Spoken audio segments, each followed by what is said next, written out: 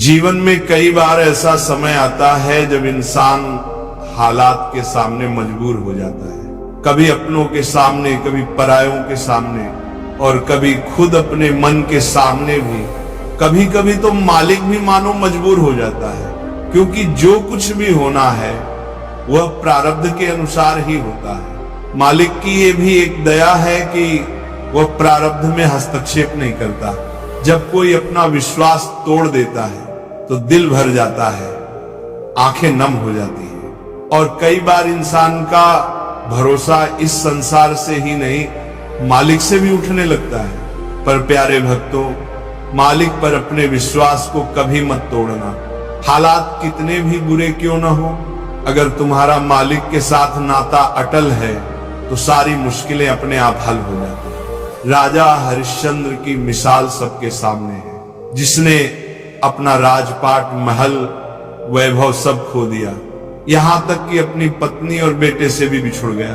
पर उसने सच्चाई का साथ नहीं छोड़ा, क्योंकि उसे पता था सच क्या है और सच कौन है। सच ही ईश्वर है, सच ही भगवान है, सच ही मालिक है, बाकी सब मिथ्या है, क्षणभंगुर।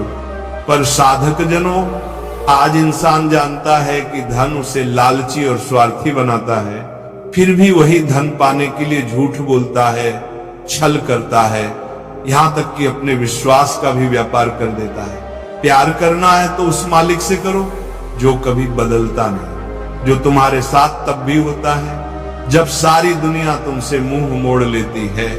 वही प्यार सच्चा है, वही स्थायी है। सज्जनों, हालात के सामने झुक जाना कमजोरी है, उनसे भाग जाना पलायन है। जो अपने बच्चों को हालात से लड़ने की शिक्षा देते हैं वे उन्हें जीवन जीना सिखाते हैं, पर जो हालात से डरकर भागते हैं वे अपने भीतर की शक्ति खो देते हैं। जीवन की यह दुनिया दो रंगों से बनी है, यहाँ उजाला भी है और अंधेरा भी, यहाँ सुख भी है और दुख भी। पर जो व्यक्ति इस द्वंद्व का सामना करता है, मालिक उसी का साथ देता है। जो गिरकर भी उठने की कोशिश करता है, उसी पर कृपा बरसती है। पर जो हालात के लिए मालिक को दोष देता है, उस पर कृपा नहीं होती, क्योंकि मालिक उसी की मदद करता है जो खुद अपनी मदद करना चाहता है। अब एक सुंदर कथा सुनिए। एक तपस्वी साधु का एक शिष्य था। वह वर्षों से ध्यान लगाने की कोशिश कर रहा था, पर ध्यान लगता ही नहीं था। वह दुखी होकर अपने गुरु के पास गया और बोला, गुरुदेव, मैं अनेक बार प्रयास करता हूं पर मेरा मन एकाग्र नहीं होता। गुरु मुस्कुराए और बोले, तू इस देश के राजा के पास जा, वह तुझे ध्यान का रहस्य सिखाएगा। शिष्य को बड़ा आश्चर्य हुआ, फिर भी वह आज्ञा मानकर राजा के पास पहुंचा।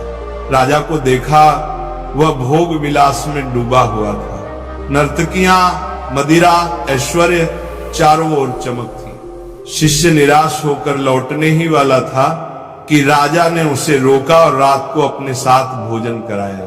भोजन के बाद राजा ने उसे अपने भव्य शयन कक्ष में ठहराया। शिष्य ने देखा, जिस पलंग पर उसे सुलाया गया था उसके ऊपर एक सुई धागे से लटकती हुई तलवार थी।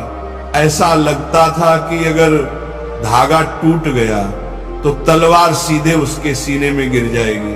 वह सारी रात करवटें बदलता रहा, नींद आंखों में आकर लौट जाती थी। सुबह राजा ने पूछा, कैसी रही रात? शिष्य बोला, राजन, वह लटकती तलवार मुझे सोने नहीं दे पाई।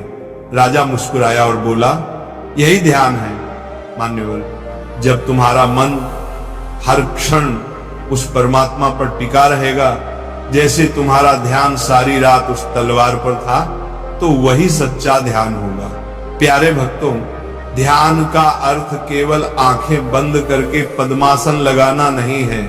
ध्यान का अर्थ है हर क्षण, हर स्थिति में मालिक का स्मरण करते रहना। जब साधक भीतर झांकता है तो उसे अपनी आत्मा का दिव्य प्रकाश दिखता है और उसी प्रकाश में उसे अपने मालिक के दर्शन होते हैं। इसलिए कहा गया है, पहले अपने आप को खोजो, अपने अंदर के सत्य को पहचानो। जब भीतर का दीपक जल जाएगा तब सारी अंधकार मिट जाएगा। क्योंकि जो खुद को पा लेता है वो मालिक को भी पा लेता है। यही जीवन का सार है। हालात से नहीं, विश्वास से जीना सीखो।